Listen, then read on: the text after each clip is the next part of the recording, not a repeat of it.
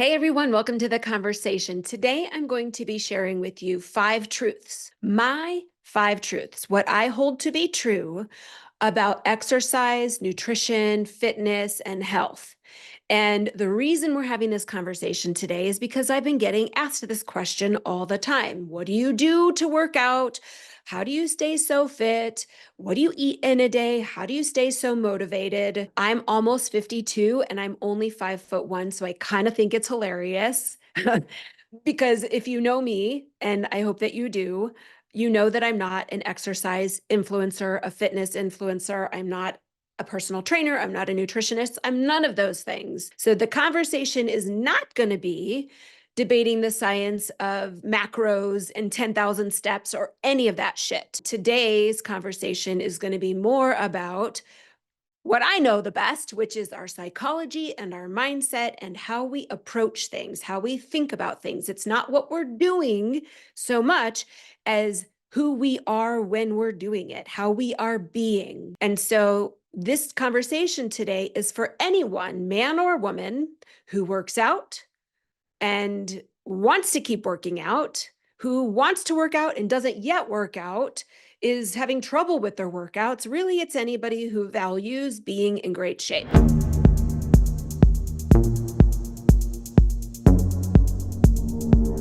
Before we get started, I just want to celebrate. I have only published 12 episodes. And while I was away in Spain, I was completely unplugged with my family, and I came home to my June stats, basically the analytics for my podcast. And we have over 17,000 downloads just in the month of June alone. And holy shit, everybody, that is thanks to you. And we have over 125 ratings, 5-star ratings. Oh my gosh, I'm celebrating that for myself. And I am in such a state of gratitude to all of you for listening, for sharing with your friends. I cannot tell you how much I appreciate it. Creating this show takes work and energy and effort, and I love every minute of it. But when I get feedback from you like that, it tells me I'm doing something right. It encourages me.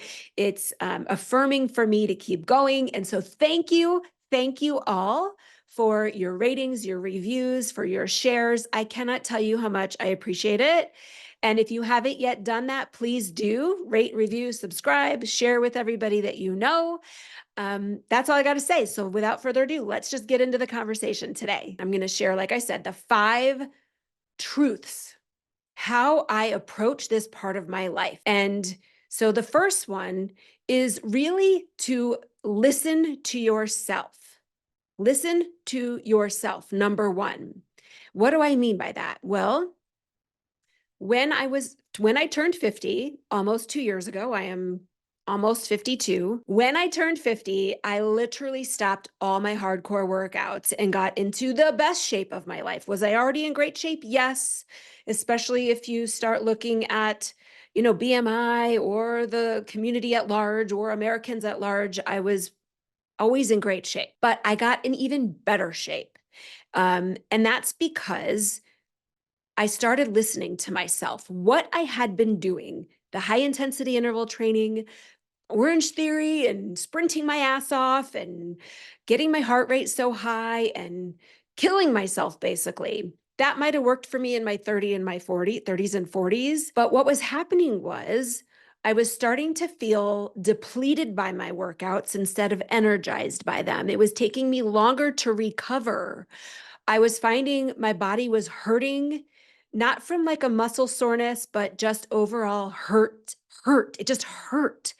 I couldn't rehydrate as quickly. So rather than continuing to push and push and push, which I did for a while until I realized, hey, I'm not liking this anymore. This doesn't feel good anymore.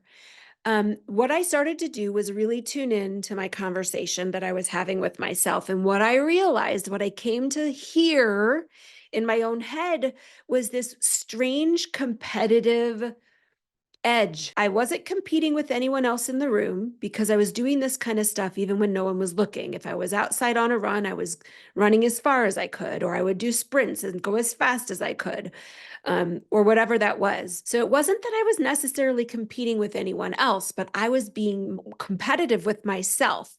And after listening to myself and really hearing what I was saying to myself, the reason that I was pushing myself so hard was because I was approaching my fitness from a place of needing to prove something. I was trying to prove I could do it, prove I could handle it, prove I was doing the absolute best that I could do. And I was going all out, and I was the most badass that I could be. And what I then realized was that's not very kind and loving and accepting of myself. It was more punishing than it was um, self-loving. And so I stopped completely. I stopped all that hard shit, because actually what was also happening simultaneously was I was starting to feel that my workouts were traumatizing my body. I was feeling a little bit like I was causing inflammation because it was a stress response in my body. The cortisol that my body was releasing was a stress response, and I wasn't actually in better shape. I was starting to feel bloated or bigger than I wanted to be. And actually, I also stopped all the super heavy weightlifting for a while. I was doing some really heavy weightlifting. People had said, as you get older, you need to lift. And so it was lifting and lifting and lifting. And I was building this body that was not the body that I wanted. I did not want to be super muscular. As I said, I'm only 5'1". So listen to yourself. So that's me. But I will tell you, when I go to the gym, I see a couple of the same people. One man in particular is coming to mind, bless his heart. He's there every single day as I am. And he is on that elliptical, working and working and sweating in 30 minutes or more. And he's just grinding it out. And nothing is changing for him. He's overweight. And I don't know if he's trying to lose weight, but he's there acting as if he is. He's doing the same thing every day after day, and nothing's changing. So if we're to apply this concept and this kind of suggestion to him, my curiosity leads me to wonder, what is he saying to himself? Maybe he is saying, I'm here every day. I'm working as hard as I can, and nothing's changing, but I'm doing what I need to do. I'm doing what I'm told to do. So when you start listening to yourself, what do you hear? Like I said, I heard, I have to do this. I'm proving myself. I'm badass. I'm badass. I'm badass. I felt this need to prove I'm badass. It kept me doing the same thing over and over again. That was no longer serving me, no longer helping me meet my goals, and it started to hurt me. In this guy's case, he may be saying things like, it's not my fault that I'm overweight. I'm here. I'm doing what I'm supposed to do. And I would offer an alternative thought, which is, if you're doing the same thing over and over and over again, and nothing's changing for you, then it's time to make a change. If you keep doing what you've always done, you're going to keep getting what you've always got. So listen to yourself. Are you blaming other people? Are you blaming your genetics? Are you making excuses for yourself? I'm too busy. I don't have time. It's all that I can muster. It's not my body type. My body just is meant to look this way. Challenge your thoughts, because if any of you who have signed up already for my freebie on my website, it's called This Changes Everything, then and if you haven't, I suggest you go visit my website, hilarysilver.com. It's just right there on the homepage. Sign up for it. It's basically, the self-centered approach asks you to ask yourself, what am I saying? How am I contributing to whatever it is that's going on in my life right now? So if you listen to yourself, you will find the answers that you need that will guide you to understanding your relationship with working out. And it may help you see that you need to make a change, like I did. I'm not going to get into the nitty-gritty things that I've done that are different in this episode. We can have that conversation another day. Number 2, Okay, so first is listen to yourself. Number two is break all the rules, make your own rules, and then break your own rules. Be a rule breaker, be a rebel. And what do I mean by that? Well, there is so much information about there about how to work out and what you're supposed to eat all the time. And it's too much, much too much. I've tried paleo. I've tried keto. I've tried intermittent fasting. I've tried lots of things. And full disclosure, right now, I am not eating meat. I am mostly plant-based. I do eat some still, but my goal is to get fully vegan. But it's not because I'm restricting food groups. It's a moral issue for me. Something else happened when I turned 50 and I became a softie, and I'm glad for it. Once you see certain things, you can't unsee them. So from that perspective, I choose not to eat animals or animal products. But that's not the same thing as restricting what I'm eating because I am being punishing to myself. So breaking the rules, breaking the exercise rules, even the rule that we have all heard these days about walking 10,000 steps.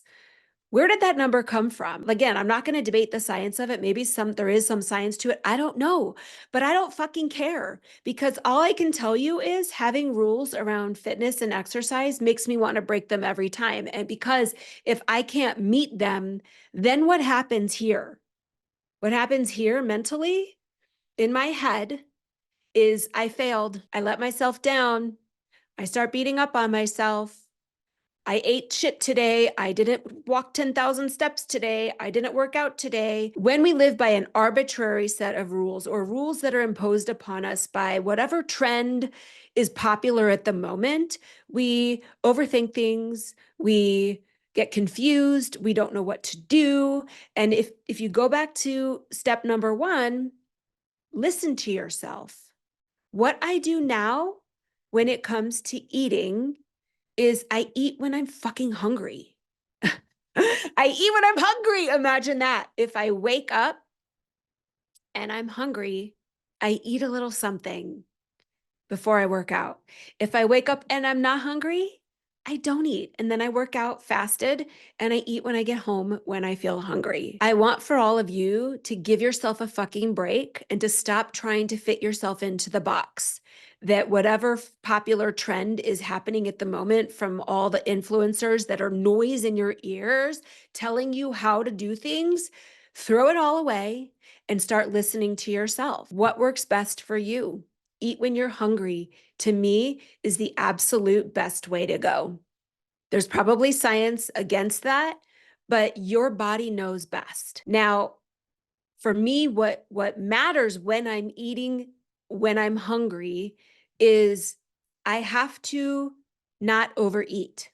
And that requires me to be with myself, which we're going to talk about as number 5. So I'm going to put a pin in that and come back to that. My workouts now are kinder, gentler, more self-loving, self-accepting, and pleasant and joyful and easier on my body. And like I said, I am in the best shape I've ever been in, and I look better than I ever have. I have the body that I want. I'm not bulky. I'm not overly muscular. I'm agile. I'm flexible. I look the best that I've ever looked.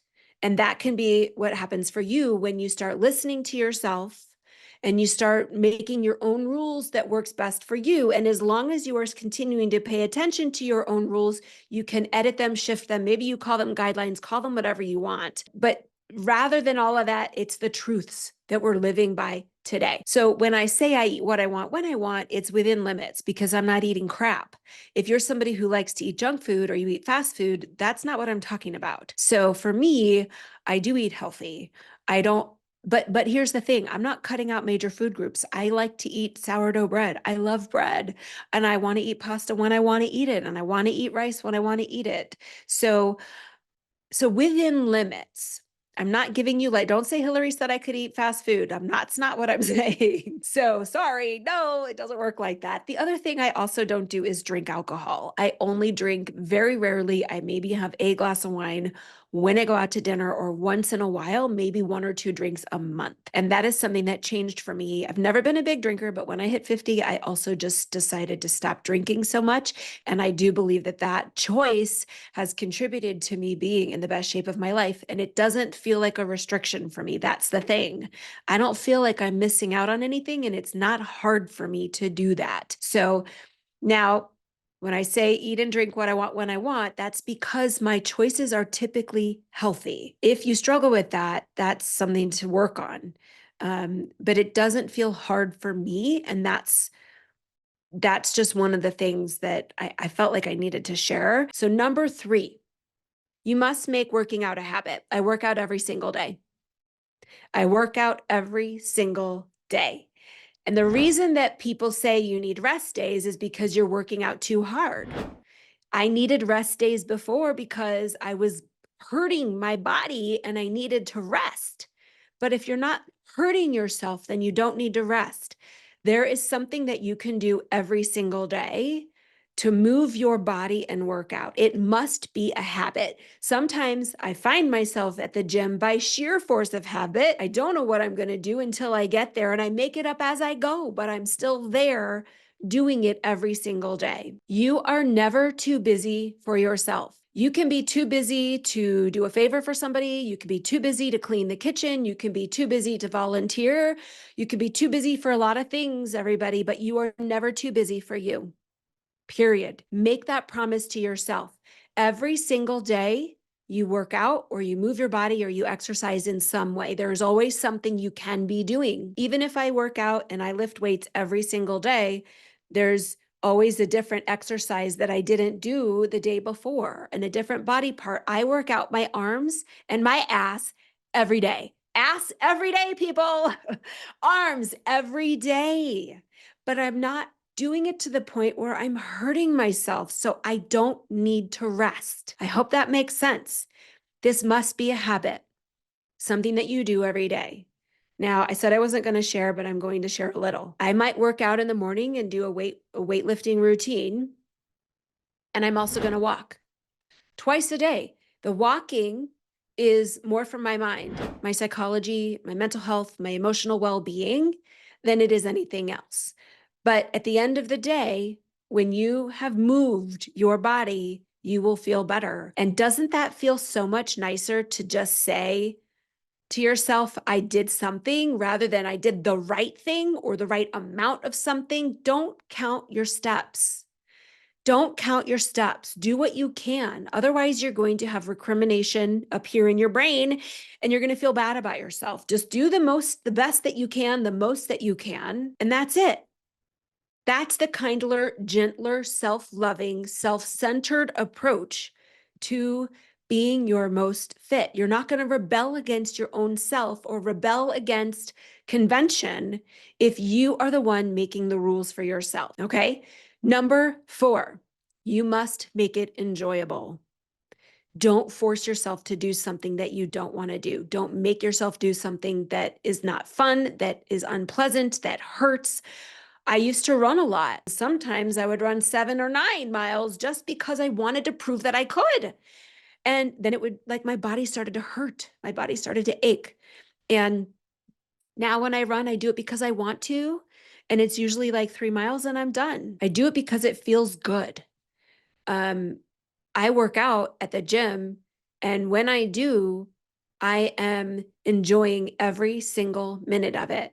And here's what like a hot tip, everybody. When you're working out, it is not time to learn. You're not listening to a podcast. Turn me off, turn everyone else off. Not when you're working out. It's not time to listen to an audiobook. If you're working out, I want you listening to music. That is my personal best suggestion, because number 5, when we get to number 5, you'll understand why.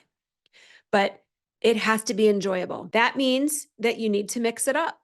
You need to do something different every day or you're going to get bored. We need variety. So for me, what keeps me motivated is I like having great outfits to wear when I work out. And I know that might sound silly, especially to you guys out there, but if working out is such a big part of my life and your life, then when I get dressed every day, I want to be motivated. I do it even if I'm in my basement and no one's looking at me. I want to feel good. I want to look good. I want to enjoy myself. So what I put on, especially if I'm at the gym and there's mirrors everywhere, I want to look great. So I continuously upgrade and add to my fitness wardrobe. That might sound really shallow, but I don't care. I look forward to getting dressed in the morning and putting on whatever outfit I'm going to work out in. And some days it's this and some days it's that. I also change my music. New music fuels me.